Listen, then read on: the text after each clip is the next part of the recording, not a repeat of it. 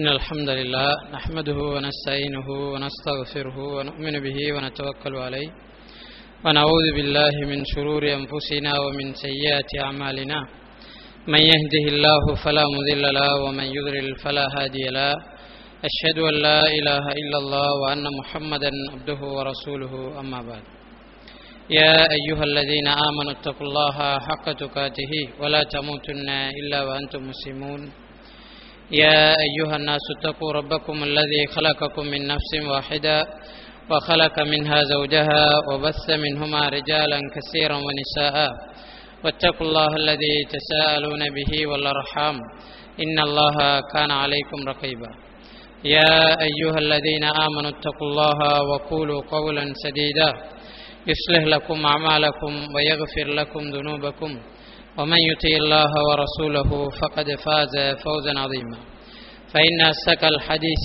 كتاب الله وخير الهدي هدي محمد صلى الله عليه وسلم وشر الأمور محدثاتها وكل محدثة بدعة وكل بدعة ضلالة وكل ضلالة في النار أو كما قال عليه الصلاة والسلام. அன்புக்குரிய அல்லாஹ்வின் நல்லடியார்களே, அஸ்ஸலாமு அலைக்கும் வரஹ்மத்துல்லாஹி தஆலா வபரகாத்துஹு. சங்கை மிக்க இந்த ரமலானின் நடுப்பகுதியிலே ஷியாக்கள் என்றால் யார், அவர்களுடைய கொள்கைகள் என்ன என்ற தலைப்பில் தொடர்ச்சியாக நாம் ஷியாக்களுடைய கொள்கை, அவர்களுடைய வரலாறு சம்பந்தமாக அவதானிக்க இருக்கின்றோம். அதற்கு முதல் இந்த தலைப்பு ஏன் தேர்வு செய்யப்பட்டிருக்கிறது, அல்லது இவ்வாறான ஒரு தலைப்பு இந்த காலகட்டத்தில் பேசப்பட வேண்டியதின் அவசியம் என்ன என்ற கேள்விகள் எழுவது நிதர்சனமான ஒரு விஷயம். அன்புக்குரிய அல்லாஹ்வின் நல்லடியார்களே, தற்போதைய உலக வரலாறுகளை அல்லது நிகழ்வுகளை எதிர்நோக்குகின்ற எவரும் இன்று உலகத்தில் நடக்கின்ற நிறைய பிரச்சனைகளுக்கு பின்னால் யூதர்களுடைய கரமும் அவர்களுடைய பிள்ளைகளான ஷியாக்களின் கரமும் தங்கியிருக்கிறது என்பதை அதை நன்றாக அவதானிக்கின்ற எவரும் அறிந்து கொள்ள முடியும். எனவே இஸ்லாமிய உலகு பற்றி யோசிக்கின்ற நாம், அல்லது அதன் அதிகமான விஷயங்களை அவ்வப்போது செய்திகளினூடே பார்த்தும் அறிந்தும் வருகின்ற நாம், அவற்றுக்கு பின்னால் இருக்கின்றவர்களின் கொள்கைகள் பற்றியும் அவர்களுடைய சிந்தனைகளை பற்றியும், எவர்கள் நம்மை அழிப்பதற்கு பிறந்தார்களோ அல்லது எவர்கள் நம்மளை அழித்து கொண்டிருக்கின்றார்களோ அவர்கள் யார் என்று தெரியாமல் அவர்களுடைய கொள்கைகளை பின்பற்றுபவர்களாகவும் அவர்களுடைய சிந்தனையினால் தாக்கப்பட்டவர்களாகவும் எங்களுடைய சமுதாயம் வாழக்கூடாது என்பதற்காக இந்த தலைப்பில் பேசப்பட வேண்டியது காலத்தின் கட்டாயமாக இருக்கின்றது. அல்லாஹு தஆலா அல் குர்ஆனிலே சொல்லுகின்றான், வல்தக்கும் மின்கும் உம்மத்துன் யதுஊன இலல் கைர், உங்களில் ஒரு கூட்டம் நன்மையின் பால் அழைக்கின்ற ஒரு கூட்டம் உங்களில் இருந்து கொண்டே இருக்கட்டும் என்று அல்லாஹு தஆலா சொல்லுகின்றார். நன்மையை ஏவுகின்ற தீமையை தடுக்கின்ற அந்த கூட்டத்தார் தான் உங்களில் சிறந்தவர் என்று அல்லாஹு தஆலா இன்னும் ஒரு வசனத்திலே குறிப்பிடுவதை நாங்கள் பார்க்கின்றோம். அன்புக்குரிய அல்லாஹ்வின் நல்லடியார்களே, நன்மை எது தீமை எது என்பதை கட்டாயம் நாங்கள் அறிந்து கொண்டால்தான் நன்மையை எடுத்து வாழவும் தீமையிலிருந்து ஒதுங்கி வாழவும் எங்களால் முடியும். அன்புக்குரிய அல்லாஹ்வின் நல்லடியார்களே, ஹுதைபத்து பினுல் யமானி ரலியல்லாஹு அன்ஹு அவர்கள் சொல்கிறார்கள், அல்லாஹுவின் தூதரிடம் மற்றவர்களெல்லாம் நன்மைகளை பற்றித்தான் கேட்பார்கள், நான் தீமைகளை பற்றித்தான் அதிகமாக வினவுவேன். ஏனென்றால் தீமைகளை அறிந்து கொண்டால்தான் அதிலிருந்து என்னால் ஒதுங்கி வாழ முடியும் என்பதற்காக தீமைகளை நான் அதிகம் கேட்பேன் என்று ஹுதைபத்து பினுல் யமானி ரலியல்லாஹு அன்ஹு அவர்கள் குறிப்பிடுகிறார்கள். இமாம்களை பொறுத்தவரைக்கும் இமாம்களுடைய வரலாற்றுகளிலே நாங்கள் பார்க்கின்றோம், பலவீனமான செய்திகளையும் பலவீனமானது என்று அவர்கள் தெரிந்து கொண்டே எழுதி வைத்திருப்பதை நாங்கள் பார்க்கிறோம். சில செய்திகள் இட்டுக்கட்டப்பட்ட செய்திகளாக இருந்த போதிலும், சிந்தனைக்கு முரண்படுகின்ற செய்திகளாக இருந்த போதிலும், சிறிய பிள்ளையே இது தவறு பொய் என்று சொல்லுகின்ற செய்திகளாக இருந்த போதிலும், அத்தகைய செய்திகளையும் அவர்கள் காலம் செலவழித்து மனனமிட்டு தங்களுடைய நூல்களில் எழுதி பாதுகாத்து வைத்திருப்பதை நாங்கள் பார்க்கிறோம். ஒரு இமாம் ஒரு அறிஞரிடத்தில் கேட்கிறார், நாம் இதை ஏன் பாடமிட வேண்டும், ஏன் இதை எழுத வேண்டும் என்று கேட்கிறார். அதற்கு அவர் சொல்லுகிறார், நாம் இதை எழுதுவது கடமை, இதை பாடமிடுவது கட்டாயம். ஏனென்றால் இதை பாடமிட்டு கொண்டால்தான் இந்த செய்தி தவறானது என்பதை எங்களால் அறிந்து கொள்ள முடியும். இதை நாம் பாதுகாத்து மற்றவர்களுக்கு வழங்கினால்தான் இப்படியான செய்திகள் தவறான செய்திகள் என்று எமக்கு பின்னால் ஒருவர்கள் புரிந்து கொள்வார்கள் என்று அவர்கள் சொல்லுவதை நாங்கள் பார்க்கிறோம். எனவே அன்புக்குரிய அல்லாஹ்வின் நல்லடியார்களே, தீமைகளையும் அது எங்கிருந்து வருகின்றது என்பதையும் அது வருகின்ற விதங்களையும் நாம் புரிந்து கொண்டால்தான் தீமைகளிலிருந்து எங்களால் நிச்சயமாக ஒதுங்கி வாழ முடியும். அதுபோன்று இலங்கையில் ஷியாக்களினுடைய தோற்றம், அதனுடைய வரலாறு பற்றி நாங்கள் ஆய்வு செய்து பார்க்கின்ற போது, ஆரம்ப காலத்தில் இலங்கைக்கு வந்த ஷியாக்கள் தங்களை ஷியாக்கள் என்று இனங்காட்டிக் கொள்ளவில்லை என்று அவர்களுடைய வரலாற்றிலே எழுதி வைத்திருப்பதை நாங்கள் பார்க்கிறோம். அவர்கள் தங்களை இமாம் ஷாபியினுடைய மதுஹபை பின்பற்றுபவர்களாகவும் தங்களை ஹுப்புக்களாகவும் தரீகாவாதிகளாகவும் தங்களை இனங்காட்டிக் கொண்டு மக்களுக்குள் இருக்கின்ற அனாச்சாரங்களை பிதஅத்துக்களை ஊக்குவிப்பதற்காக தங்களால் இயலுமான அத்தனை முயற்சிகளையும் செய்ததாக அவர்களுடைய வரலாற்றை எழுதுகின்ற ஷியா அறிஞர்கள் குறிப்பிடுகிறார்கள். ஆரம்ப காலகட்டத்திலிருந்தே இலங்கைக்குள் ஷியாக்கள் நுழைந்து விட்டதாகவும் அந்த ஷியாக்கள் ஆரம்பத்தில் ஹுப்புக்களோடு இணைந்து ஷாபி மதுஹபை பின்பற்றுபவர்களாக தங்களை இனங்காட்டிக் கொண்டு ஷாபி மதுஹபில் எந்தெந்த வழிகேடுகள் எல்லாம் அல்லது பிதஅத்துக்கள் எல்லாம் சரியானது என்று அவர்கள் கண்டுகொண்டு வைத்திருக்கிறார்களோ அந்த ஊக்குவிப்பதிலும் கபரு வணக்கத்தை மற்றவர்களுக்கு அறிமுகம் செய்வதிலும் அதை தூண்டுவதிலும் ஈடுபட்டதாக அவர்களுடைய வரலாறு சொல்கிறார். இப்னு ஹல்தூன் ரஹிமுல்லா அவர்கள் முகத்திமா என்று சொல்லக்கூடிய நூலிலே சொல்கிறார்கள், லௌல ஷிஅத்து லமா உஜிதத் தஸவ்வுஃப், ஷியாக்கள் இல்லை என்று சொன்னால் சூபிகள் என்ற ஒரு இனம் வந்திருக்காது என்று அவர் குறிப்பிடுகிறார். ஷியாக்கள் என்பவர்கள் இல்லை என்று சொன்னால் இந்த உலகத்தில் சூபிகள் என்பவர்கள் இருக்க மாட்டார்கள். ஏனென்றால் ஷியாக்களினுடைய விஷயங்களைத்தான் சூபிகள் பெயர் மாற்றி கொப்பியடித்துக் கொண்டார்கள் என்பது அவருடைய கருத்து. அதனால்தான் ஷியாக்களிடம் இருக்கின்ற நிறைய விஷயங்களை நாங்கள் சூபியாக்களிடம், ஹுப்புக்களிடம், தரீகாவாதிகளிடம், எல்லாம் கடவுள் என்று சொல்பவர்களிடம், கபர்களை ஜியாரம் செய்பவர்களிடம், கபர்களிடம் மண்டியிட்டு பிரார்த்தனை செய்பவர்களிடம், கபர்களை தவாப் செய்பவர்களிடம் நாங்கள் அதிகமாக காணக்கூடியதாக இருக்கின்றது.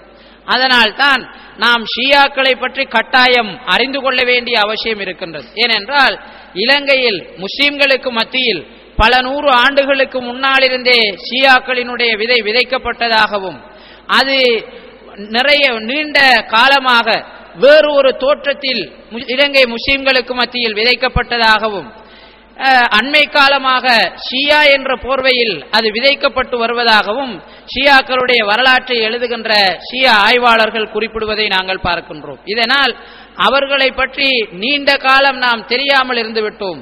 இனியும் தெரியாமல் இருப்பது மிகவும் அபாயகரமான ஒரு சூழ்நிலைக்கு எங்களை கொண்டு சென்றுவிடும் என்பதனால் தான் அல்லாஹு தாலா பாதுகாக்க வேண்டும். அவர்களை பற்றி நாம் கட்டாயம் அறிந்து கொள்ள வேண்டிய அவசியம் இருக்கின்றது.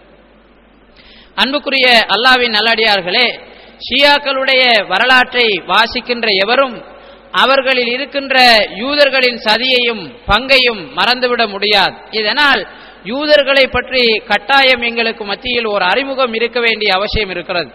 யூதர்களை பொறுத்தவரைக்கும் உலக வரலாற்றிலே அவர்களை முந்திய எந்த சமுதாயத்தையும் அல்லது அவர்களை விட சிறப்பானவர்களாக வந்துவிடுவார்கள் என்று சந்தேகப்படுகின்ற எந்த சமுதாயத்தையும் அவர்கள் நிம்மதியாக வாழவிட்டதாக சரித்திரம் இல்லை. அந்த சமுதாயம் முன்னேறுவதற்கு முடியுமான எல்லா முட்டுக்கட்டைகளையும் அவர்கள் போட்டிருப்பதை வரலாற்றில் நாங்கள் பார்க்கிறோம். ஒரு காலத்தில் கிறிஸ்தவ சமுதாயம் சரியான கொள்கையை பின்பற்றுபவர்களாகவும் ஈசா அலைஹிஸ்ஸலாம் அவர்களை பின்பற்றி வாழ்ந்தவர்களாகவும் ஒரு காலத்தில் இருந்தார்கள். ஆனால் இது யூதர்களுக்கு பிடிக்கவில்லை.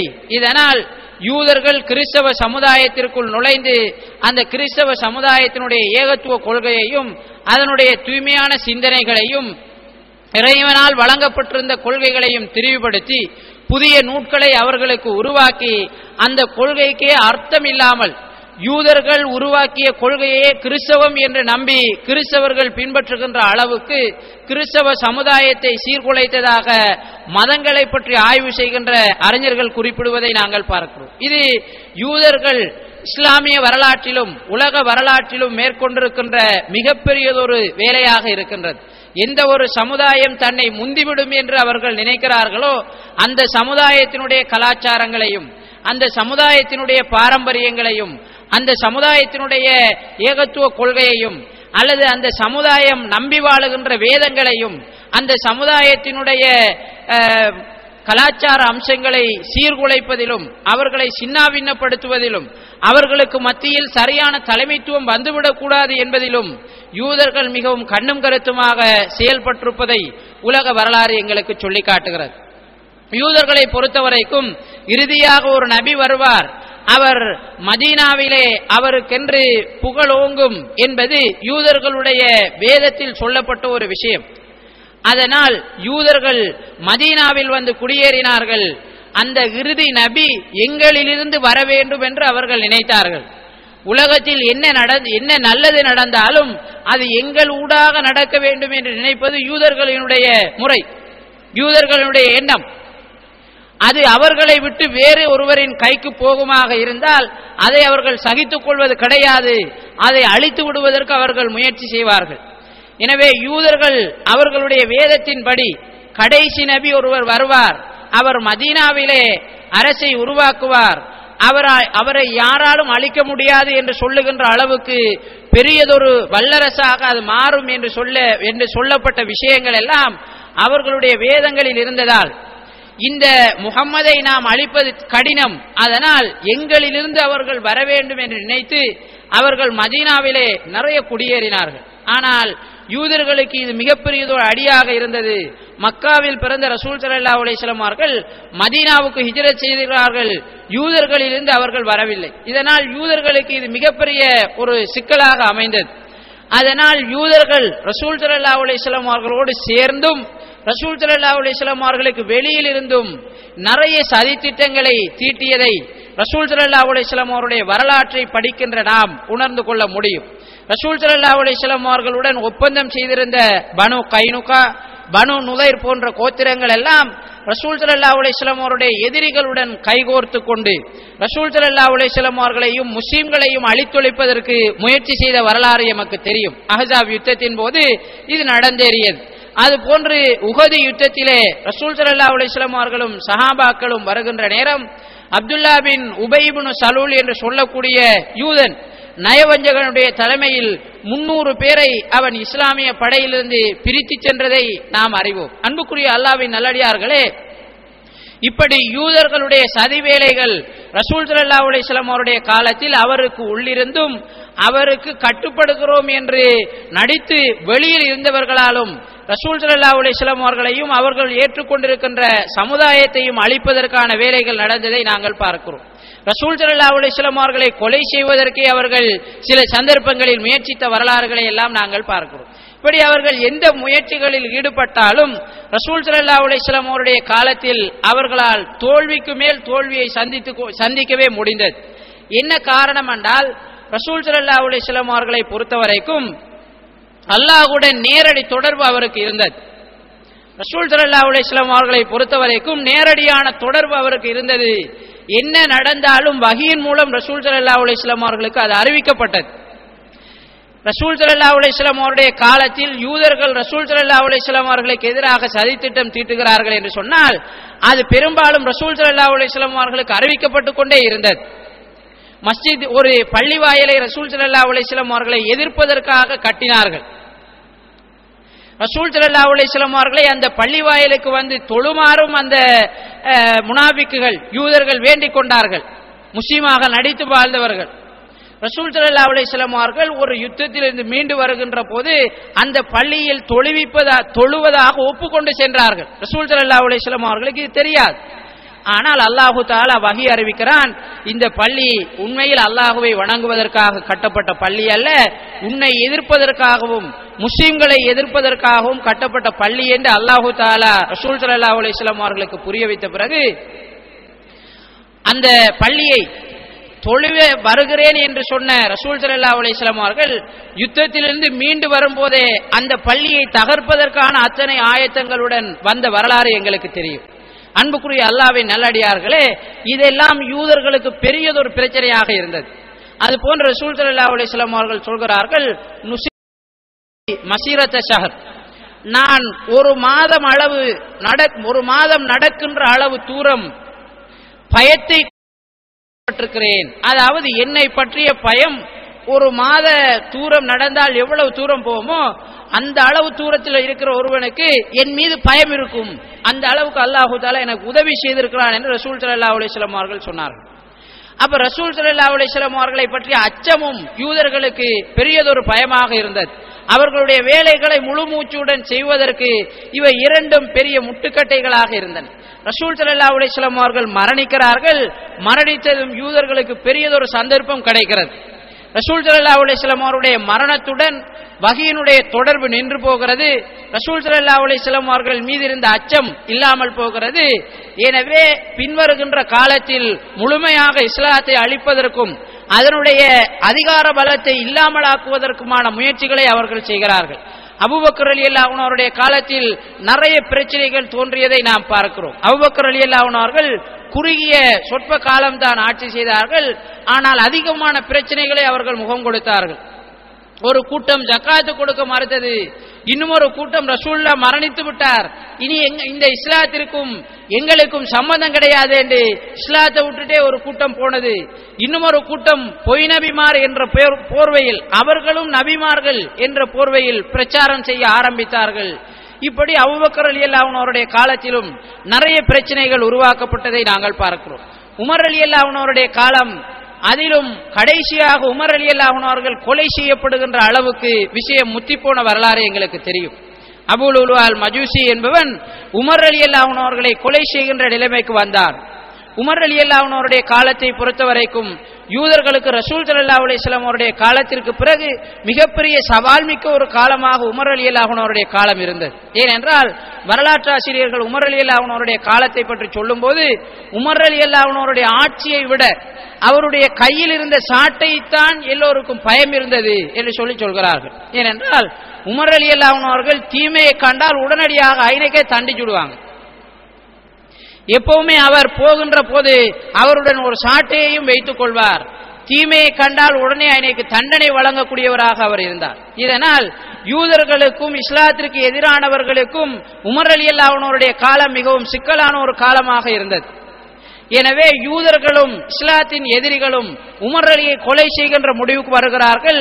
அபூ லுலுஆ அல் மஜூசியை யுத்த தளபாடங்களை செய்கின்ற ஒருவனாக மதீனாவுக்குள்ளே நுழைவிக்கிறார்கள். உமர் ரலியல்லாஹு அன்ஹு அவருடைய காலத்தில் யூதர்கள் எவரும் மதீனாவில் இருப்பதற்கு தடை விதிக்கப்பட்டிருந்தது.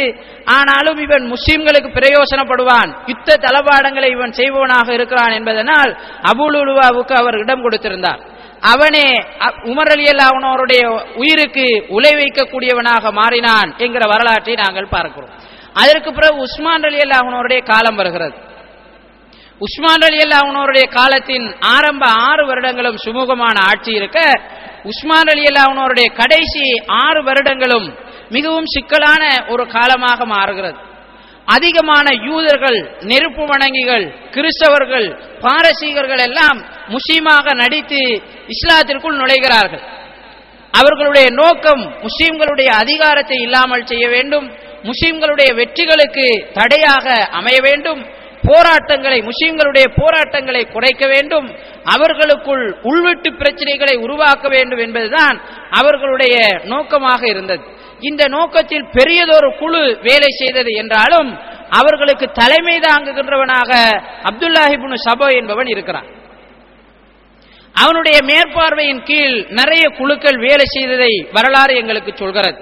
அப்துல்லாஹ் இப்னு சபா என்பவனை பொறுத்தவரைக்கும் அவன் யமன் என்று சொல்லக்கூடிய நாட்டில் ஹதரமௌத் என்று சொல்லக்கூடிய பிரதேசத்தைச் சேர்ந்த ஒரு யூதன்.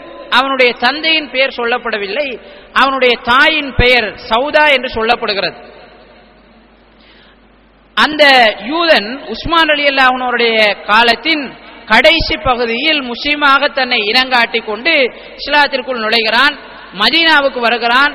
அவனுடைய பிரச்சாரத்திற்கு அங்கே எதிர்ப்பு கிடைக்கிறது. மக்காவுக்கு செல்கிறான், அவனுடைய பிரச்சாரத்திற்கு அங்கே எதிர்ப்பு கிடைக்கிறது. அங்கிருந்து ஷாம் பிரதேசத்திற்கு தப்பியோடுகிறான், அங்கும் எதிர்ப்பு கிடைக்கிறது. ஈராக்குக்கு போகிறான், கூபாவுக்கு போகிறான், பசராவுக்கு போகிறான். இங்கெல்லாம் எதிர்ப்பு கிளம்ப மிஸ்ருக்கு அவன் தப்பி செல்கிறான். எகிப்து பகுதிக்கு போகிறான். எகிப்து பகுதியில் போய் நிறைய பிரச்சாரங்களை அவன் செய்கிறான். அந்த பிரச்சாரங்களிலே குறிப்பாக மக்களை பார்த்து கேட்கிறான், உங்களை பார்த்தால் எனக்கு ஆச்சரியமாக இருக்கிறது. ஏனென்றால் ஈசா அலைஹிஸ்ஸலாம் அவர்கள் மீண்டு வருவார் என்று நீங்கள் சொல்கிறீர்கள். ஈசா அலைஹிஸ்ஸலாம் அவர்கள் இந்த உலகத்திற்கு மீண்டு வருவார் என்று நீங்கள் சொல்கிறீர்கள். ஆனால் எல்லா தூதர்களையும் விட சிறந்தவர் முஹம்மது ஸல்லல்லாஹு அலைஹி வஸல்லம் அவர்கள் என்று ஏற்றுக்கொள்கிறீர்கள். தஜ்ஜாலை கொல்லுகின்ற அந்த விஷயம் ஒரு தூதருக்கு கிடைக்கக்கூடிய மிகப்பெரியதொரு பாக்கியம். தூதர்களிலேயே சிறந்தவருக்கு ஒரு பாக்கியம் கிடைப்பதா அல்லது சாதாரணமான ஒரு தூதருக்கு கிடைப்பதா? இல்லை, நிச்சயமாக தூதர்களிலெல்லாம் மிகவும் சிறந்தவராக இருக்கின்றவருக்குத்தான் அந்த பாக்கியம் கிடைக்க வேண்டும். எனவே ரசூலுல்லாஹ் இந்த உலகத்திற்கு மீண்டு வருவார் என்று பிரச்சாரம் செய்கிறார். எகிப்து பிரதேசத்தை பொறுத்தவரைக்கும் மதீனாவை விட்டும் கொஞ்சம் தூரமான பிரதேசம். எங்களுடைய காலத்தில் இருக்கின்ற போக்குவரத்து வசதிகளை போன்று அப்போது போக்குவரத்து வசதிகள் கிடையாது. ஒருவர் இஸ்லாத்தை கற்றுக்கொள்ள வேண்டும் என்றால் அங்கிருந்து ஏறி மதீனாவுக்கு வந்து சேர்ந்து கற்றுக்கொண்டு போக வேண்டும், அல்லது அங்கிருந்து வந்து மதீனாவிலே கற்றுட்டு இருந்துரும். அப்ப வந்து போறதெல்லாம் சிரமம். அந்த காலத்தில் எந்த அளவுக்கு மதீனாவை விட்டும் நாம் தூரமாக இருக்கின்றோமோ அந்த அளவுக்கு இஸ்லாம் பற்றிய அறிவு எம்மிடம் குறைவாக இருக்கும். காரணம், அதனுடன் தொடர்பு எங்களுக்கு குறைவாக இருப்பதனால் இஸ்லாம் பற்றிய அறிவும் எங்களுக்கு குறைவாக இருக்கும். இலங்கையில இஸ்லாம் வளர்ந்த வரலாற்றை பற்றி சொல்லுகின்ற ஆய்வாளர்கள், இலங்கையில் ரசூல் ஸல்லல்லாஹு அலைஹி வஸல்லம் அவர்கள் வருவதற்கு முன்னாலேயே அரேபியர்கள் வந்து குடியேறி இருக்கிறார்கள். அரேபியர்கள் வந்து குடியேறி இருந்த பொழுது ரசூலுல்லாஹ் வந்திருப்பதாகவும் அவர் இஸ்லாத்தின் ஒரு கொள்கையை சொல்லுவதாகவும் கேள்விப்படுகிறார்கள். அந்த காலத்தில் இருந்தவர்கள் அந்த கொள்கை என்ன யாருன்னு அறிஞ்சிட்டு வர்றதுக்கு இவங்களிலிருந்து ஒரு தூதரை அனுப்பி வைக்கிறாங்க. அவர் மதீனாவுக்கு போய் அங்க போற நேரம் ரசூலுல்லாஹ் மரணிச்சு, அபூபக்கர் அலி மரணிச்சு, திரும்பி வார நேரம் உமர் அலி உஸ்மான் அலி எல்லாம் மரணிச்சு, இலங்கைக்கு அவர் வந்து சேர முடியாம கடைசியில இந்தியாவில் மரணிச்சதாக வரலாறு சொல்கிறது. அன்புக்குரிய அல்லாஹ்வின் நல்லடியார்களே, இதான் நிலைமை. அப்ப போய் ஒரு ஆள் கேட்டுக்கிட்டு வாரதுக்கு போக்குவரத்து வசதிகள் குறையும். எனவே மதீனாவை விட்டும் எந்த அளவுக்கு அந்த காலத்தில் மனிதர்கள் தூரமாக வாழ்ந்தார்களோ அந்த அளவுக்கு அவர்களிடம் இஸ்லாம் பற்றிய அறிவும் குறைவாக இருந்தது. எகிப்து பிரதேசத்தை பொறுத்தவரைக்கும் அது மதீனாவை விட்டும் சற்று தொலைவில் இருந்ததன் காரணமாக இஸ்லாம் பற்றிய அறிவு அவர்களிடம் குறைவாக இருந்தது. புதிதாக இஸ்லாத்தை ஏற்றுக்கொண்டவர்கள் அங்கே நிறைய பேர் இருந்தார்கள். ரசூல் ஸல்லல்லாஹு அலைஹி வஸல்லம் அவர்களை நாங்கள் மதிக்கிறோம் என்ற போர்வையில் அப்துல்லாஹ் இப்னு சபையினுடைய பிரச்சாரம் அவர்களிடம் எடுபட்டது. எங்களை பொறுத்தவரைக்கும், தௌஹீத்வாதிகளை பொறுத்தவரைக்கும் சாதாரணமாக ரசூலுல்லாஹ்வை மதிக்கிறோம், ஆனால் அதற்கென்று ஒரு அளவுகோல் இருக்கிறது. இப்படிதான் மதிக்கணும், இந்த லெவலுக்குள்ள நிக்கணும்னு எங்களுக்கு தெரியுது. தௌஹீத்வாதிகள் அல்லாத அல்லது சூஃபிகள் ஹுப்புக்களை நாம் எடுத்துக்கொண்டால் அவர்கள் ரசூலுல்லாஹ்வை மதிக்க வேண்டும் அவர்களுக்கு இருக்கிறது, ஆனால் எல்லை கிடையாது. எந்த எல்லைக்குள்ள நின்று மதிக்கணும், எந்த எல்லைக்குள்ள நின்று புகழணும் என்கிறதெல்லாம் அவர்களிடம் கிடையாது. எப்படியும் புகழலாம், எப்படியும் மதிக்கலாம், இது அவர்களுடைய கொள்கை. அதனால்தான் ரசூல் ஸல்லல்லாஹு அலைஹி வஸல்லம் அவர்களையும் அவர்கள் நேசிக்கின்ற இமாம்களையும் கடவுள் இறைவனுடைய ஸ்தானத்திற்கு அவர்கள் உயர்த்தி இருப்பதை நாங்கள் பார்க்கிறோம். அப்ப இஸ்லாம் பற்றிய தெளிவு அறிவு இல்லாதவர்களிடம் இந்த மாதிரி நிலைமைதான் காணப்படும். எகிப்து வாசிகளிடமும் இதே நிலைமைதான் இருந்தது. அவர்களிடம் இஸ்லாம் பற்றிய அறிவு குறைவாக இருந்தது. ரசூலுல்லாஹ்வை மதிக்க வேண்டும், புகழ வேண்டும் என்பதில் அதிக ஆர்வம் அவர்களுக்கு இருந்தது. எனவே இந்த ஆர்வம் அப்துல்லாஹ் இப்னு சபையினுடைய பிரச்சாரம் அவர்களிடம் எடுபடுவதற்கு காரணமாகி போனது. இதனால் எகிப்தில் ஒரு குழு அப்துல்லாஹ் இப்னு சபையை ஏற்றுக்கொள்கிறது. அப்துல்லாஹ் இப்னு சபையினுடைய பிரச்சாரத்தை பின்பற்ற ஆரம்பிக்கிறது. இங்குதான் அவனுக்கு அதிகாரம் பலம் கிடைக்கிறது. எகிப்திலே சொல்லுவார்கள், இன்றைக்கு எகிப்துக்கு ஒருவர் என்ன கொள்கையோட போனாலும் அங்க பின்பற்றுற மாதிரி சூழல் இருக்கு எகிப்தில். அதாவது உலகத்துல என்ன கொள்கையெல்லாம் நீங்க காண்றீங்களோ, எந்த கொள்கையெல்லாம் உலகத்தில் இருக்கிறதெல்லாம் படிக்கணும்னு நினைக்கிறீங்களோ, எகிப்தில போய் எகிப்தில் இருக்கிற கொள்கையை பத்தி படித்தால் மற உலகத்துல ஒன்றுமில்லை. எல்லா கொள்கையும் எல்லா தீமையும் எல்லா இதுவும் அழிஞ்சு போய் கிடக்காது, எல்லாமே நிறைஞ்ச ஒரு இடம் அப்படின்னு சொல்லுவாங்க இன்றைக்கு எகிப்தை பத்தி. அப்ப இந்த மாதிரி ஒரு சூழ்நிலை எகிப்தில இருந்ததுனால அப்துல்லாஹ் இப்னு சபவுக்கு அங்கே பலம் கிடைக்கிறது. அங்கேதான் அப்துல்லாஹ் இப்னு சப தன்னுடைய யூத சிந்தனைகளை பிரச்சாரம் செய்கிறார். அவனுடைய பிரச்சாரத்திலே முக்கியமாக செல்வாக்கு செலுத்திய விஷயங்கள், யூதர்களிடம் ஒரு நம்பிக்கை இருக்கிறது. எந்த நபியாக இருந்தாலும் கலீஃபாவாக இருந்தாலும் அவருக்கு முன்னால் இருந்த நபியினுடைய வசியத்தின் அடிப்படையில் தான் அவர் நியமிக்கப்படுவார் என்பது யூதர்களுடைய நம்பிக்கை. தாவூதினுடைய வசியத்தின் அடிப்படை, அதாவது மரண சாசனம், ஒருவர் மரணித்ததற்கு பிறகு மரணிக்கின்ற நிலையில் அவர் அடுத்த தலைவர் யார் என்று சொல்லிட்டு மரணிப்பார். அந்த வசியத்தின் அடிப்படையில் தான் தலைவர் நியமிக்கப்பட வேண்டும் என்பது யூதர்களுடைய சிந்தனையாக இருந்தது. இதே சிந்தனையை அப்துல்லாஹ் இப்னு சபா எகிப்து வாசிகளிடம் பரப்புகிறார். ஒரு நபிக்கு பிறகு அடுத்த தலைவர் யார் என்பதை அந்த நபிதான் வசியத்தை செய்வார் என்று சொல்லி பரப்புகிறான். இது அந்த அவனை ஏற்றுக்கொண்டிருந்த மக்களிடம் இது எடுபட்டது. எனவே யூதர்களுடைய முதலாவது கொள்கை அங்கே ஆரம்பமாகிறது. அடுத்தது ரசூல் ஸல்லல்லாஹு அலைஹி வஸல்லம் அவர்கள் இந்த உலகத்திற்கு மீண்டு வருவார் என்ற கொள்கையை அவன் பரப்புகிறார். ரசூல் ஸல்லல்லாஹு அலைஹி வஸல்லம் அவருடைய வசியத்தின் அடிப்படையில் தான் அலி ரலியல்லாஹு அன்ஹு அவர்களும் அஹ்லுல் பைத்துகளும் ஆட்சிக்கு சொந்தக்காரர்கள் என்று அந்த மக்கள் நினைத்து விட்டதற்கு பிறகு அபூபக்கர் அலி, உமர் அலி, உஸ்மான் அலிக்கு எதிரான பிரச்சாரங்களை மேற்கொள்கிறார். முதல்ல ஒரு கொள்கையை ஒருவர் ஏற்றுக்கொண்டுட்டார் என்றால் அதற்கு பிறகு அந்த கொள்கைக்கு எதிரானவர்களை விமர்சிப்பதும் அந்த கொள்கைக்கு எதிரானவர்களுக்கு எதிராக நடவடிக்கை எடுப்பதும் சுலபம். அதனால் தான் அப்துல்லாஹ் இப்னு சபா ரசூல் ஸல்லல்லாஹு அலைஹி வஸல்லம் அவருடைய வசியத்தின் அடிப்படையில் தான் அலி ரலியும் அஹ்லுல் பைத்தினரும் ஆட்சிக்கு நியமிக்கப்பட்டிருக்கிறார்கள் என்ற கொள்கையை அந்த சமுதாயத்திற்கு மத்தியில் விதைப்பதற்கு முனைகிறான். அவர்கள் ஏற்றுக்கொள்கிறார்கள். அதற்கு பிறகு அந்த கொள்கைக்கு எதிரானவர்களை விமர்சிக்க ஆரம்பிக்கிறார். அபூபக்கர் அலி அலிரலிக்கு ஏமாற்றித்தான் கிலாபத்தை பெற்றுக்கொண்டார். உமர் அலி அலிரலியையும் அவருடைய குடும்பத்தையும் ஏமாற்றித்தான் ஆட்சி அதிகாரத்தை பெற்றுக்கொண்டார். உஸ்மான் அலியும் அந்த மாதிரி தான். எனவே அவருக்கு எதிராக நீங்கள் பிரச்சாரம் செய்யுங்கள், அவருக்கு எதிராக நீங்கள் நடவடிக்கை எடுங்க அப்படி என்று சொல்லி பிரச்சாரம் செய்ய ஆரம்பிக்கிறார். இதை ஒரு குழு ஏற்றுக்கொள்கிறது, முழுமையாக நம்புகிறது. இப்படித்தான் என்று எதிராக அவனோடு சேர்ந்து பிரச்சாரம் செய்யவும் ஆரம்பிக்கிறது. இதன் விளைவாக ஹிஜ்ரி 35 உஸ்மான் ரலியல்லாஹு அன்ஹு அவர்கள் கொலை செய்யப்படுகிறார்கள். பஸ்ரா, கூஃபா, எகிப்து போன்ற பிரதேசங்களில் இருந்து வந்த குழுக்களின் மூலம் உஸ்மான் ரலியல்லாஹு அன்ஹு அவர்கள் ஹிஜ்ரி 35 கொலை செய்யப்பட்டதை நாங்கள் பார்க்கிறோம். சில வரலாற்று ஆசிரியர்களின் கருத்துப்படி 40 நாட்கள் உஸ்மான் ரலியல்லாஹு அன்ஹு அவர்கள் முற்றுகையிடப்பட்டிருந்ததாகவும், சிலருடைய கருத்துப்படி 26 நாட்கள் முற்றுகையிடப்பட்டிருந்ததாகவும் வரலாறு எங்களுக்கு சொல்கிறது. வந்த குழுக்களிலே அப்துல்லாஹ் இப்னு சபவும் ஒருவனாக இருந்தார். அந்த குழுக்களுக்குள் இருந்தார். அவனாக முன்னின்று இந்த கொலையை செய்யவில்லை. அவனுடைய தூண்டுதலின் அடிப்படையில் அவனுடைய பிரச்சாரத்தை உள்வாங்கிக் கொண்டவர்கள் அந்த கொலையை செய்தார்கள் என்று வரலாற்றில் நாங்கள் பார்க்கிறோம். சில ஆய்வாளர்களின் கருத்துப்படி 6000 பேர் அவர்கள் இருந்ததாகவும், சிலரின் கருத்துப்படி 2000 பேர் இருந்ததாகவும் வரலாறு எங்களுக்கு சொல்கிறது. அன்புக்குரிய அல்லாஹ்வின் நல்லடியார்களே, 2000த்திற்கும் 6000த்திற்கும் உட்பட்ட ஒரு தொகையினர் மதீனாவை நோக்கி செல்கிறார்கள். மதீனாவை நோக்கி செல்லுகின்ற வேளை துல்கதா மாதம், ஹஜ்ஜுக்கு முந்திய மாதம். ஹஜ்ஜுக்கு முந்திய மாதமாக இருப்பதினால் மதீனாவில் அதிகமான ஆட்கள் இருக்க மாட்டாங்க. ஹஜ்ஜுக்காக மக்காவுக்கு போயிடுவாங்க. ஹஜ்ஜுடைய காலம் என்கிறதுனால மக்காவுக்கு அதிகமான ஆட்கள் போயிடுவாங்க. இந்த சந்தர்ப்பத்தை அவன் பயன்படுத்திக் கொள்கிறான். ஹஜ்ஜாஜிகள் என்றுதான் அவர்கள் மதீனாவுக்குள் நுழைகிறார்கள். ஆனால் உஸ்மான் ரலியல்லாஹு அன்ஹு அவருடைய வீடு முற்றுகையிடப்படுகிறது.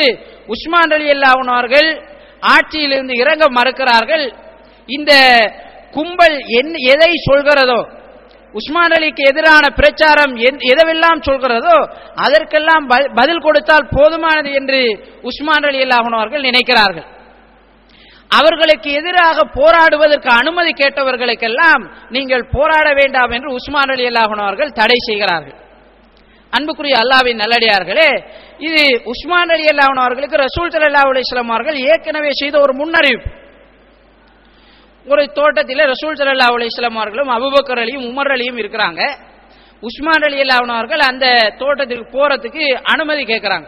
அந்த வாயில்ல பொறுப்பா இருந்த சஹாபி ரசூல் ஸல்லல்லாஹு அலைஹி வஸல்லம் அவரிடம் போய் இப்படி உஸ்மான் வந்திருக்காரு, நுழையறதுக்கு அனுமதி கேட்கிறாரு, என்ன செய்யன்னு கேட்கிறாரு. கேட்டபோது ரசூல் ஸல்லல்லாஹு அலைஹி வஸல்லம் அவர்கள் சொன்னார்கள், அவருக்கு நுழைவதற்கு அனுமதி கொடுங்கள், அவருக்கு ஏற்பட போகும் மிகப்பெரியதொரு சோதனைக்கு பின்னால் அல்லாஹ் அவருக்கு சுவனத்தை வழங்குவான் என்று சொல்லிட்டு அவரை நுழைய செல்லுங்கன்னு ரசூலுல்லாஹ் சொன்னாங்க.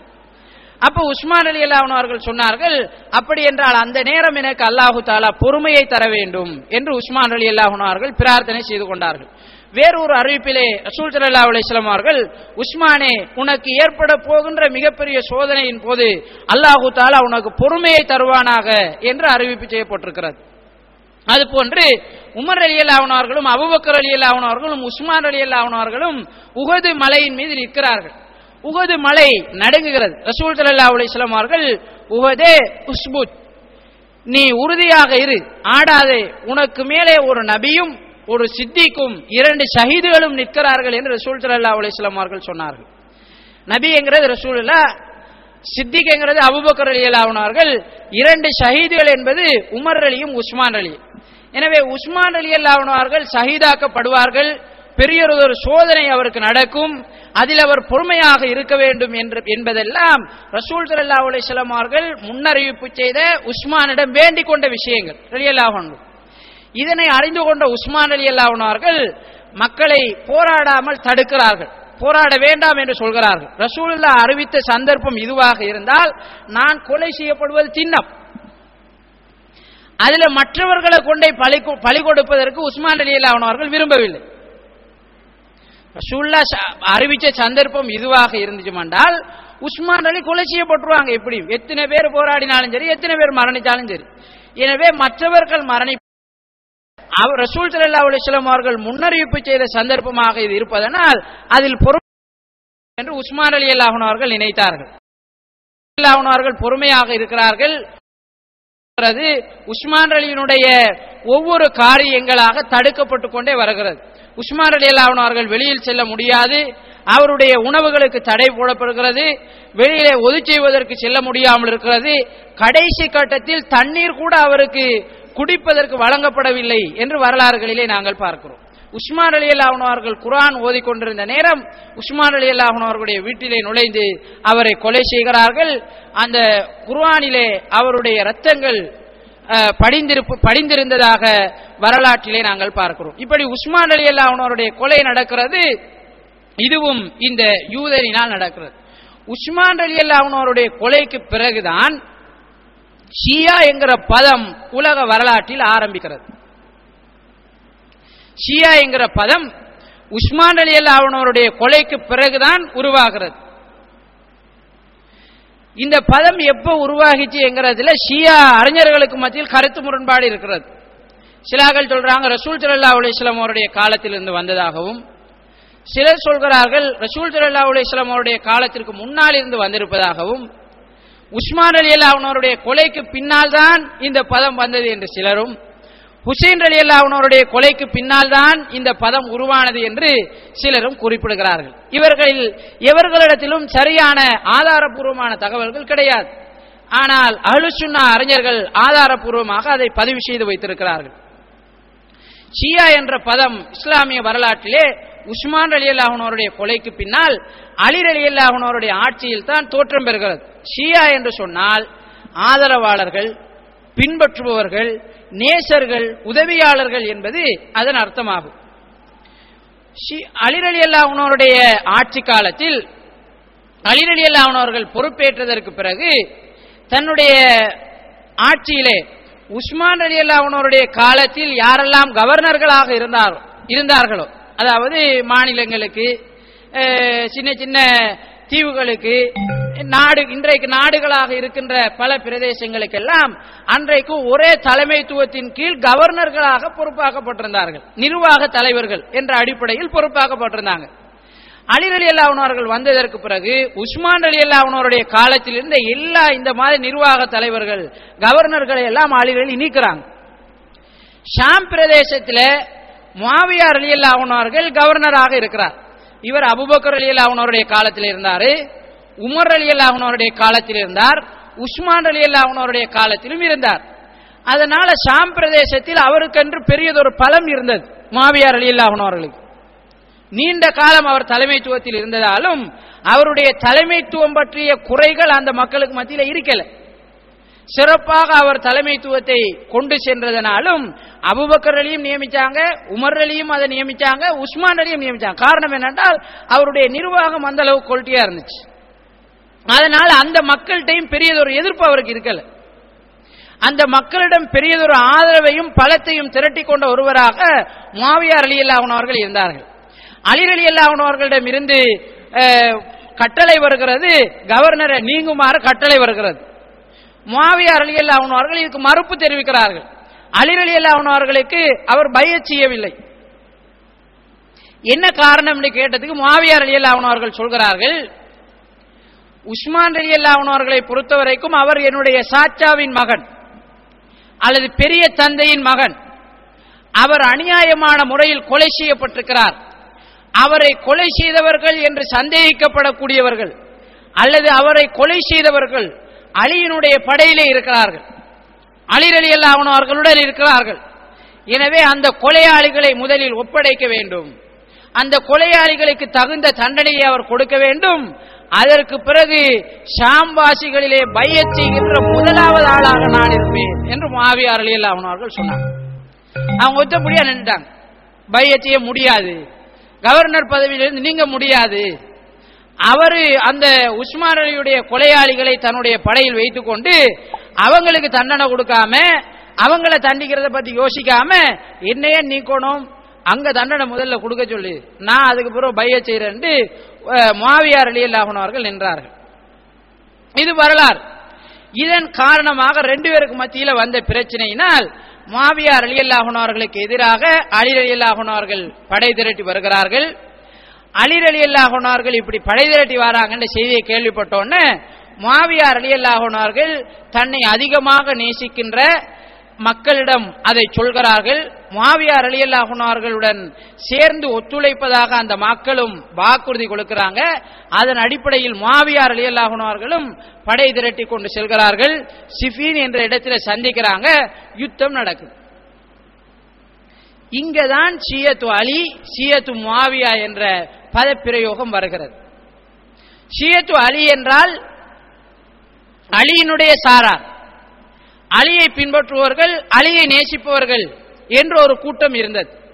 ஷியத்து முஆவியா என்றால் முஆவியாவை பின்பற்றுபவர்கள், முஆவியாவை நேசிப்பவர்கள், முஆவியா ரலியல்லாஹு அன்ஹு அவர்களுடைய சாரார் என்று ஒரு கூட்டம் இருந்தது.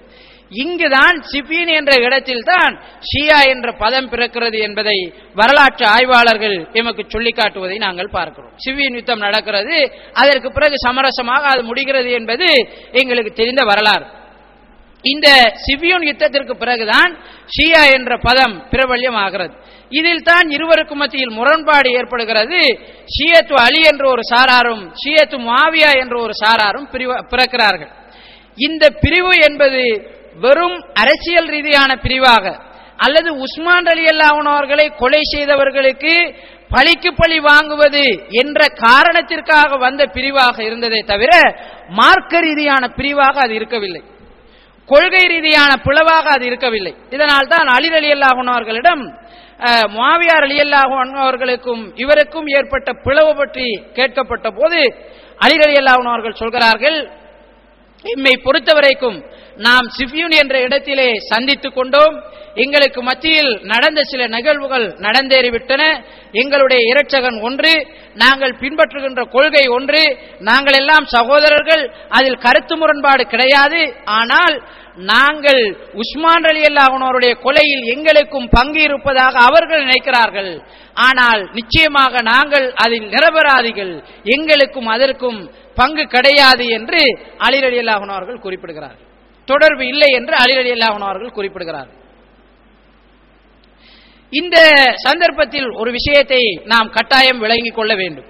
அலி ரலியல்லாஹு அன்ஹு அவர்களுடைய தரப்பில் இந்த சாரார் இருந்தார்கள் என்று சொன்னால், உஸ்மானுடைய கொலை ரலியல்லாஹு அன்ஹு அவருடைய கொலையில் சம்பந்தப்பட்டவர்கள் இருந்தார்கள் என்று சொன்னால், ஏன் அலி ரலியல்லாஹு அன்ஹு அவர்கள் தண்டனை கொடுக்கவில்லை என்ற ஒரு கேள்வி எங்களுக்கு வரும்.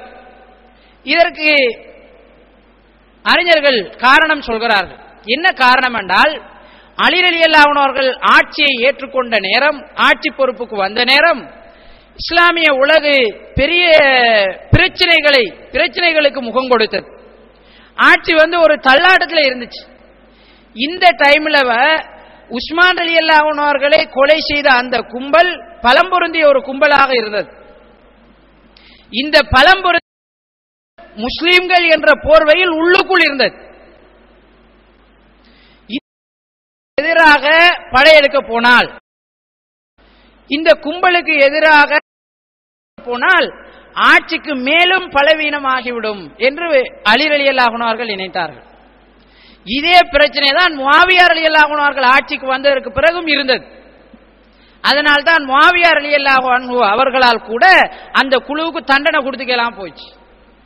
இது ஒரு வரலாறு.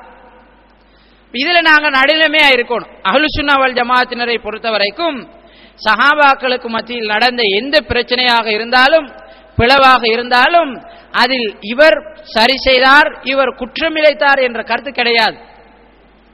அவர்கள் அனைவரும் சஹாபாக்கள். அவர்கள் சுவர்க்கத்தை கொண்டு நன்மாராயம் கூறப்பட்டவர்கள். கண்டிப்பாக அலி ரலியோ முஆவியா ரலியோ அவர்களுக்கு சுவர்க்கம் கிடைக்கும். ரசூல் ஸல்லல்லாஹு அலைஹி வஸல்லம் அவருடைய வாக்குறுதி அது. அவர்களுக்கு மத்தியில் அவர்கள் முயற்சி செய்து இத்தியாதின் அடிப்படையில் பெற்றுக்கொண்ட தீர்ப்பின் காரணமாக ஒரு பிரச்சனை நடந்தது. அதற்கு பிறகு அவர்கள் சகோதரர்களாக மாறிவிட்டார்கள். இதனால் தான் அலி ரலியல்லாஹு அன்ஹு அவருடைய ஆட்சிக்கு பிறகு முஆவியா ரலியல்லாஹு அன்ஹு அவருடைய தலைமைத்துவத்தின் கீழ் எல்லாருமே ஒன்று சேர்ந்தாங்க. அவங்களுக்குள்ள பாகுபாடு இருக்கவில்லை. ஒருவரை ஒருவர் காபிர் என்று சொல்லவில்லை, ஒருவரை ஒருவர் பிதஅத்வாதி என்று சொல்லவில்லை, ஒருவரை ஒருவர் மதத்தை விட்டு சென்று விட்டார் என்று அவர்கள் பிரச்சாரம் செய்து கொள்ளவில்லை. எனவே இந்த நடுநிலைமை போக்கு எங்களிடம் இருக்க வேண்டும்.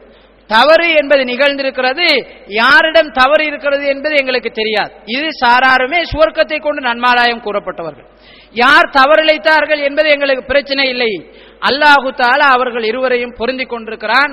ரசூல் ஸல்லல்லாஹு அலைஹி வஸல்லம் அவர்கள் சுவர்க்கவாதிகள் என்று சொல்லி இருக்கிறார்கள். எனவே அவர்களுக்கு சுவர்க்கம் கிடைக்கும். அவர்களுக்கு நடந்த விஷயங்களை மன்னிப்பதற்கு போதுமான நன்மைகள் அவர்களிடம் இருக்கிறது.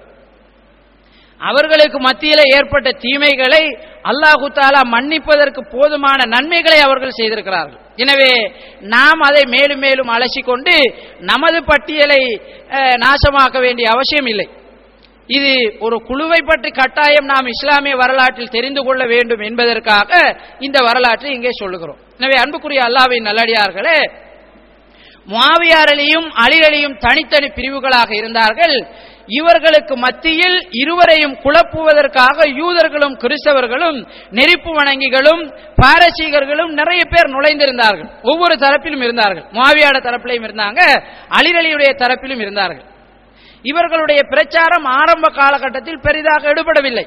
அஹ்லுல் பைத்துகளுக்கு மத்தியிலோ அல்லது முஆவியாவை ஏற்றுக்கொண்டிருந்த சஹாபாக்கள் முக்கியமானவர்களுக்கு மத்தியிலோ எடுபடவில்லை.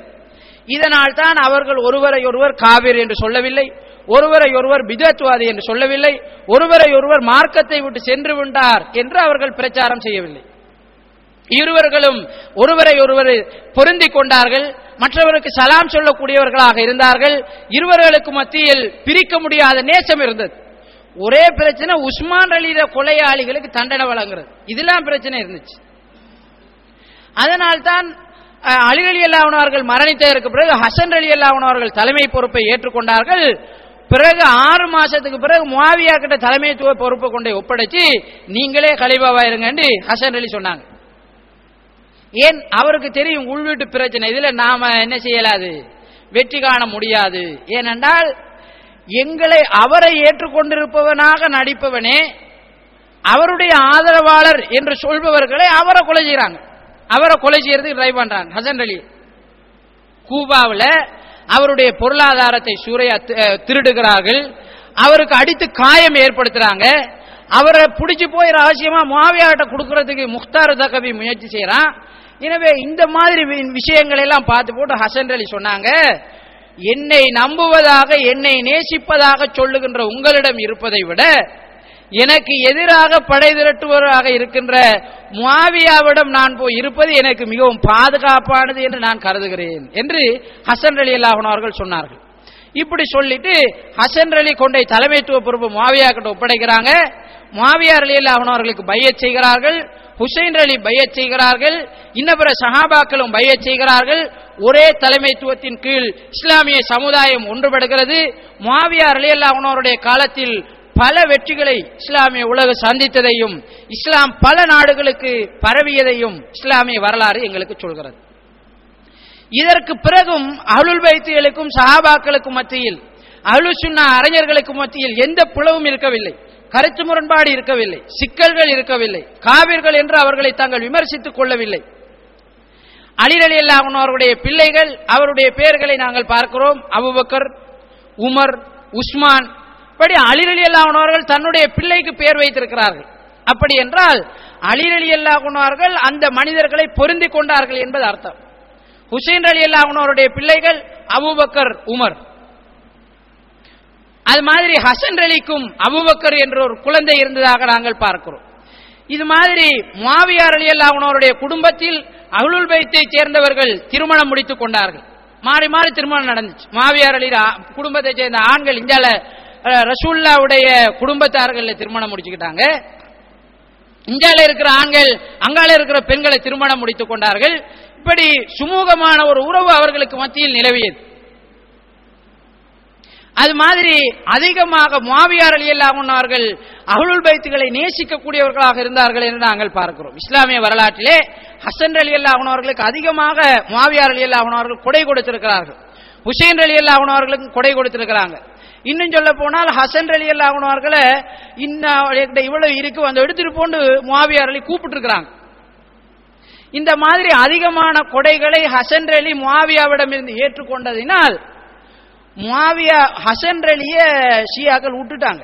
ஹுசைன் ரலியுடைய பரம்பரையை தான் இமாமா சொல்லுவாங்க ஷியாக்கள். ஹசன் ரலிய மட்டும் இமாமா சொல்லிட்டு அவர பிள்ளைகளை யாரையும் எடுக்க மாட்டாங்க. ஏனென்றால் முஆவியா ரலியல்லாஹு அன்ஹு அவர்களுக்கும் உமையா ஆட்சியாளர்களுக்கும் இவருக்கும் இடையில பெரியதொரு தொடர்பு இருந்ததனால ஹசன் ரலிய அவங்க எடுக்கிறது, ஹசன் ரலியுடைய பரம்பரையை அவங்க எடுக்கிறது கிடையாது.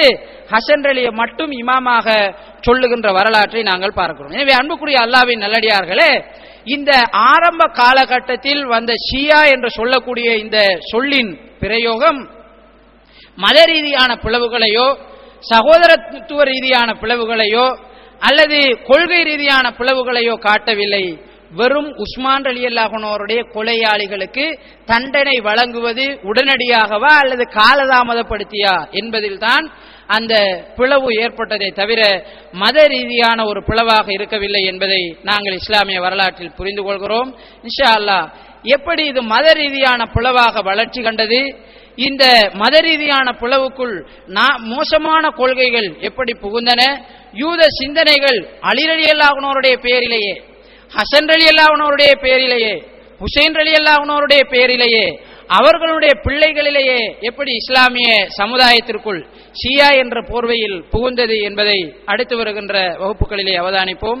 வல்லோன் அல்லாஹு தஆலா எம் அனைவரையும் தூய்மையான கொள்கையை தெரிந்து கொண்டு அதை பின்பற்றி வாழுகின்ற கூட்டத்தில் ஆக்கி அருள்வானாக. ஆமீன் ஆமீன். வாஹிர் தஅவானா அல்ஹம்துலில்லாஹி ரப்பில் ஆலமீன். சுப்ஹானக்கல்லாஹும்ம வ பிஹம்திக அஷ்ஹது அல்லா இலாஹா இல்லா அன்த அஸ்தக்ஃபிருக்க